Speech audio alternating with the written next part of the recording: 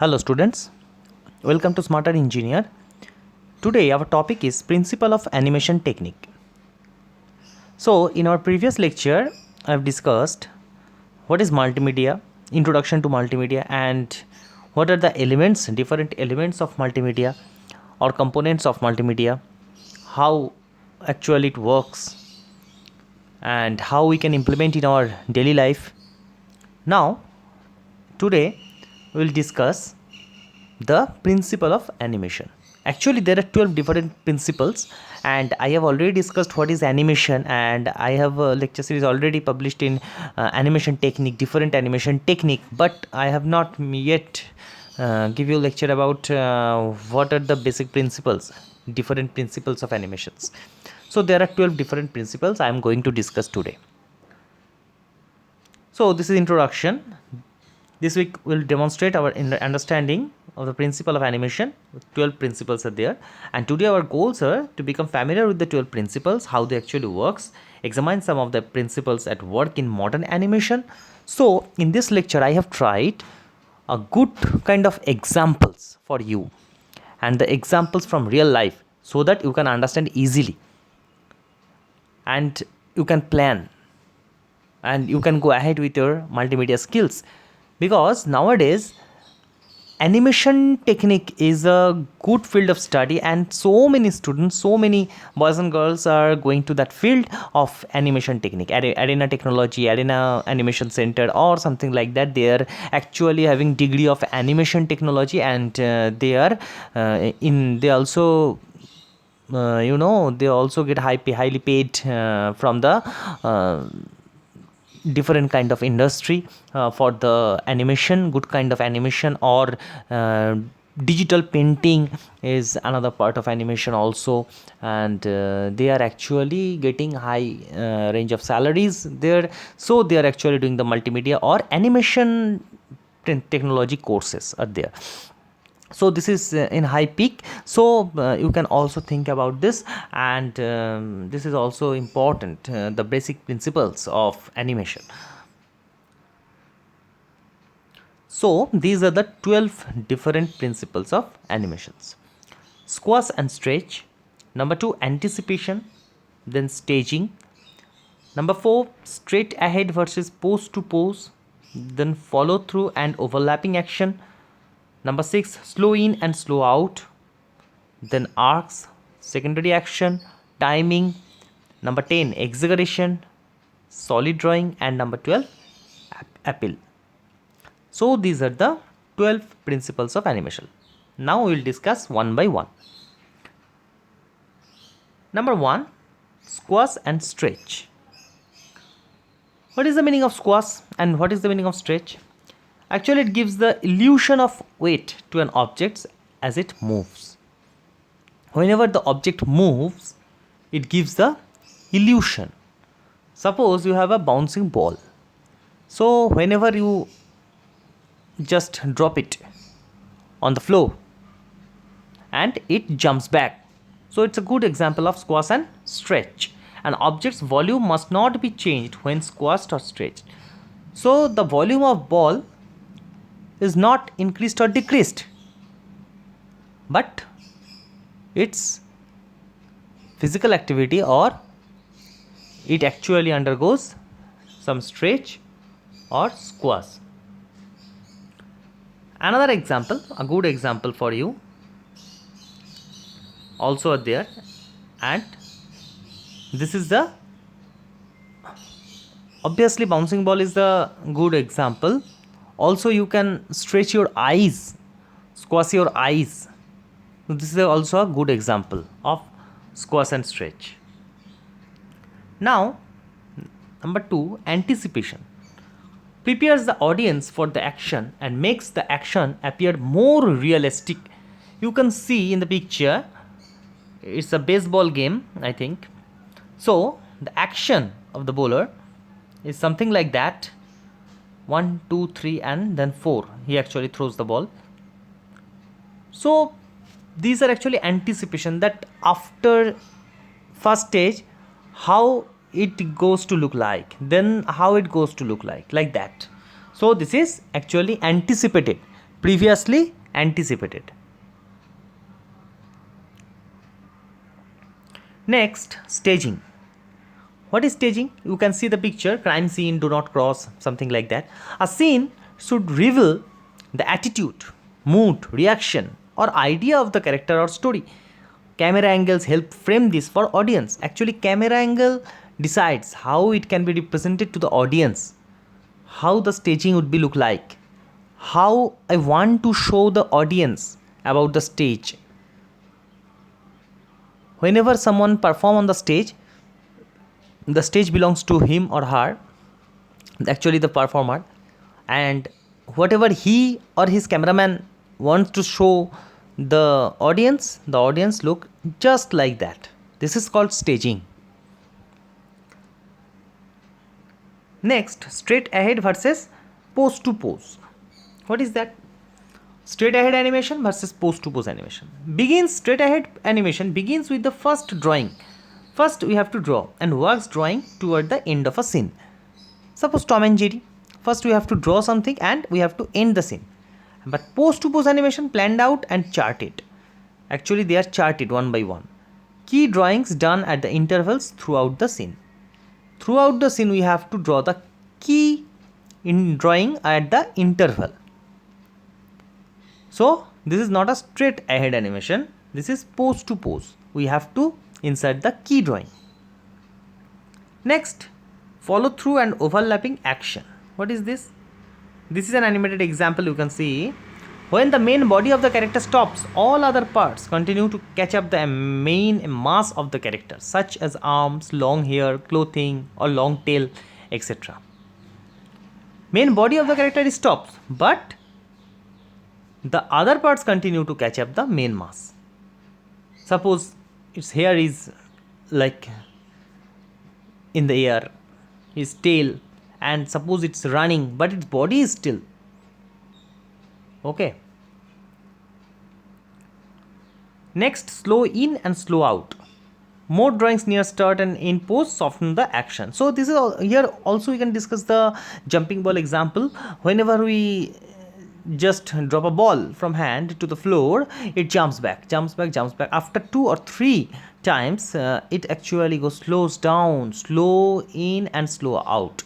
Actually, whenever it drops, it goes slow in and then again slow out, then slow in, again slow out. Like this, it actually happens. So this is a good example of slow in and slow out. Next, arcs. What is that? All actions, with few exceptions, follow an arc or slightly circular path. Suppose I am moving or someone is jumping. Actually, everything is follow the path of arc, not a straight line. It actually follow an arc because it's easy to represent an animated object in arc but not in straight line.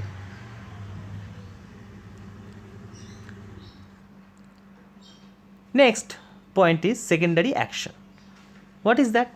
Action adds to the main action and adds dimension to the character. Suppose you can see here is a chef and he actually has a action, his particular action, and the main action adds the dimension to the character. Actually this kind of action gives a dimension to the chef because he has a equipment in his hand. So this actually add an secondary action. So by this example you can see how the secondary action actually works, and this is much better example.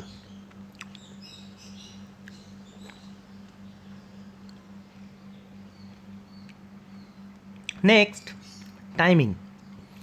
So timing refers to the number of drawing or frame for a given action. On a purely physical level, correct timing makes object appears to abide the laws of physics. And timing is critical establishment of characters' mood, emotion, reaction, etc. How this actually happen? You know, from the very first day, whenever I was teaching you the animation, timing has an important role, crucial role in case of animation, because animation deals with the frame. Okay, you have to change the frame and you have to change the picture immediately, and for each of action you need different pictures, and you have to move it quickly in front of your eyes so that actually it creates an illusion in front of your eyes or fooled your eyes. Clear? So with respect to time, if you can't actually operate the image, or you can't move the image one by one, then a good animation is not achieved. You can't achieve a good animation. To achieve a good animation, you must respect the time, and you must complete the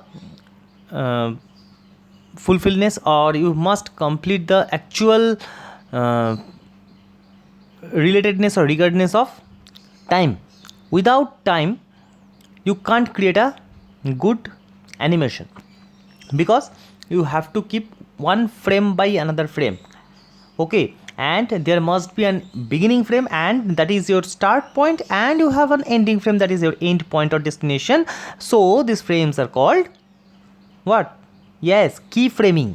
I have already discussed in my previous lecture what is keyframing. So you have to, according to your keyframe, you have to set the intermediate frames, that is called twinning. Keyframing and twinning I have already discussed in my previous lecture. I will give the description link in the description box below also. So how you can get this kind of framing? So if you are not able, or if you are unable to actually produce the frames with respect to proper timing, then you can't achieve a good animation, or you can't be a good animator. Clear? In latest section we have also saw that for 2D animation, for 3D animation, especially for 3D animation, we also need time. With respect to good timing, we can create good animation, or different kind of animation technique like morphing, masking. Okay, we also have to keep in mind the timing. So the next part is exaggeration. What is exaggeration? Exaggeration is an effect especially useful for animation, as perfect imitation of reality can look static and dull in cartoon. So in cartoon, static and dull is happening. So exaggeration is an effect. You can see in the image smiling, angry, exclamation. So these actually describes our emotion, and these are exaggeration. And this actually describes our emotion perfectly. That's why we nowadays use this most. You can use this in WhatsApp, Messenger, and so many chat apps, isn't it? Yes or no? Ask yourself just, and you will get the answer. Clear? So our next principle is solid drawing. The basic principle of drawing apply to animation as it does to academic drawing. So I have already told that digital painting is nowadays an important part of multimedia technology, and especially animation technique. Digital painting is very much in high nowadays. So for digital painting, solid drawing is the basic principle of drawing. You have to first draw the solid part, then only we can show the hidden part.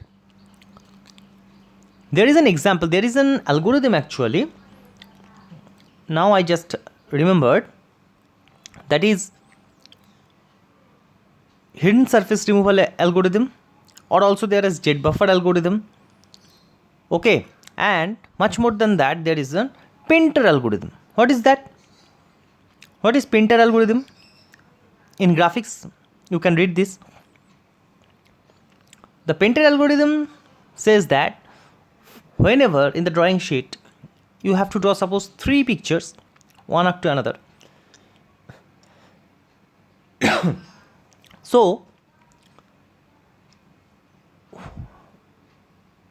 whatever you want to show the audience last, you have to draw on the sheet first and in the solid form.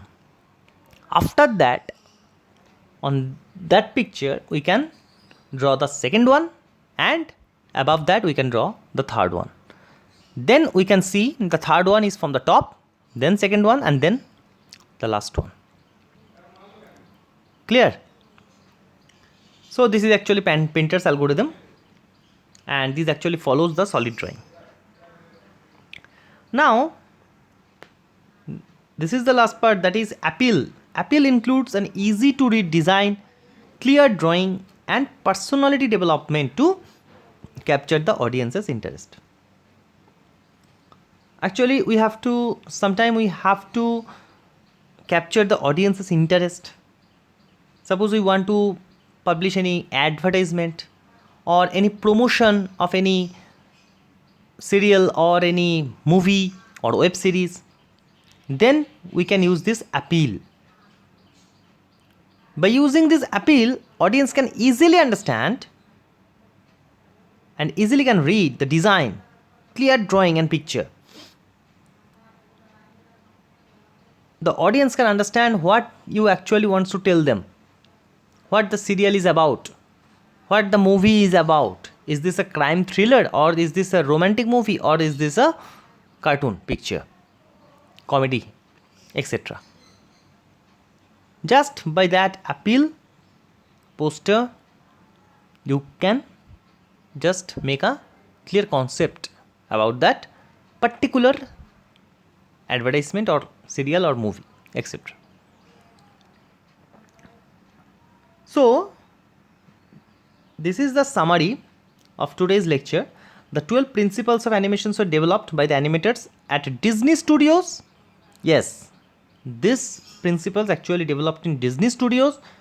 Disney is the master of all animation, you know that very well.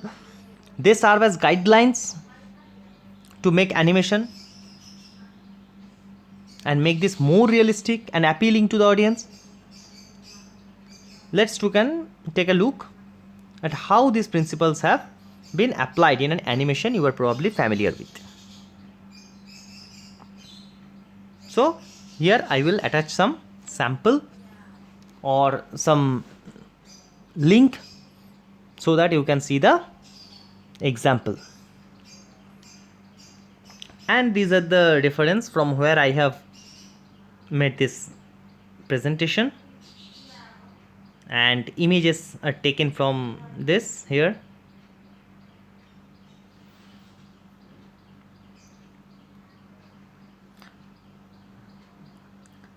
That's it. So I think this is all about today's lecture series, that is the basic principle of animation. And in our next lecture series I will discuss about I will actually draw some problem solving classes also for an multimedia technology. And if you have any question, any query, please feel free to ask me in the comment section below. And if you like the video, please do a thumbs up and share our video with your friends, and press the bell notification on for instant notification of our next video. Thank you. Bye bye.